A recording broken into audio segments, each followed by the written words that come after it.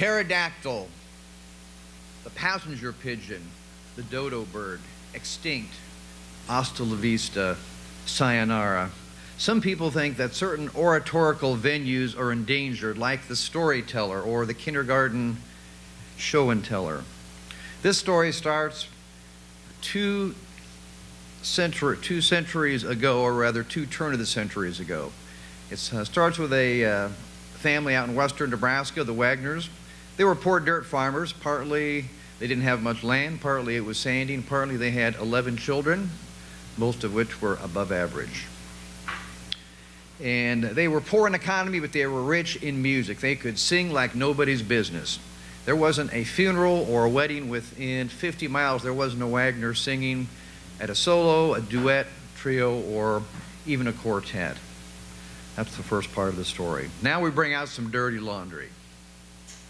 And that is wash day. Historically, women and occasionally a single man would go to the river and beat their clothes in the river to keep them clean, particularly if they were above the herd along the river. Then in the 1700s, some Scandinavian roughened up a board, and he made what was an early washboard, and they could go down instead of the river, get a tub and clean their clothes, which was an improvement. And that over the time came to be a corrugated board like you see here. And so that was the wash day, no more enthusiastic then than probably now. The next part of the story, the industrialization of America, and particularly agriculture. Agriculture was pretty medieval until John Deere made a plow to till the earth more efficiently. That was also a big reason we had a Dust Bowl, but that is another story. But they still had to use a scythe to cut the grain until Cyrus McCormick made a reaper that could get the grain out of the field. So it made harvesting, or should we say reaping, much less grim. But they still had to take the wheat, put it on the barn floor, and stomp on it until a relative genius by the name of Frederick Maytag made a thresher to thresh the wheat. Now, he was a smart guy. He saw in the 20s that the economy was changing, the Depression was coming. He wanted his company to survive. And so he thought, what could he do to have something that was a renewable utilization year-round? And he focused on wash day.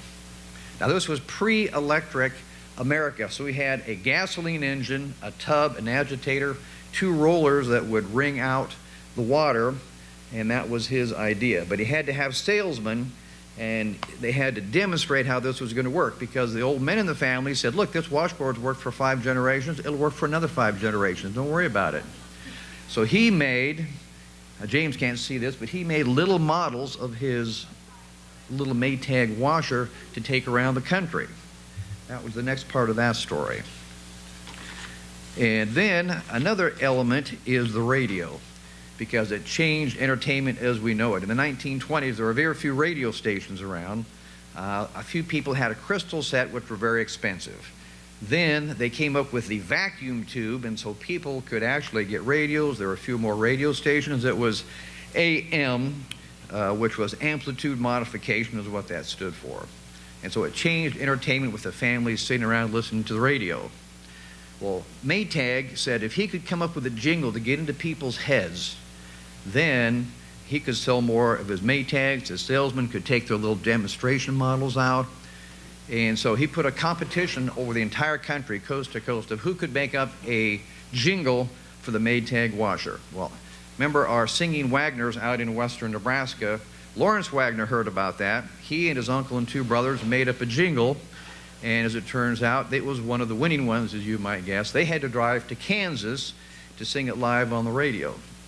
So that went. Now, there's one last piece of this story and puzzle, and that is the washboard. I know a lot of you are feeling sorry for the washboard. It's become obsolete. We have washers now, but it reinvented itself. Because if you think about the 20s, there were wild times, Cajun music, you had stride music, you had ragtime, you had Memphis blues. And what now we call garage bands, they had junk bands, they called them juke bands, people who would make instruments out of anything. And the jug bands would have a jug, stovepipe, somebody played spoons, somebody else made a tub bass, take a tub, a piece of wood and a string, made a wood bass. They would take broken banjos and make things out of those. And for the rhythm, they would usually have a washboard. So the washboard not only reinvented itself, it moved itself up the food chain to an artistic instrument. So now we have all these little stories that come together for the Maytag jingle. Now you might say, well, these guys customized their little washboards, and in order to play them,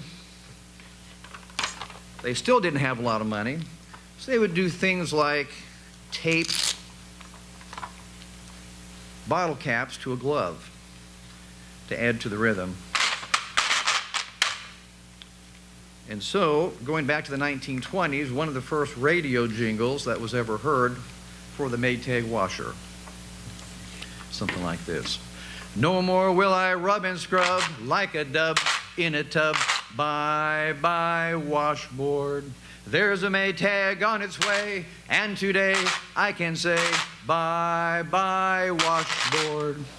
You came here to give a demonstration. I said yes without a hesitation. Scrubbing days are at an end. Little Maytag, you're my friend. Washboard, bye-bye.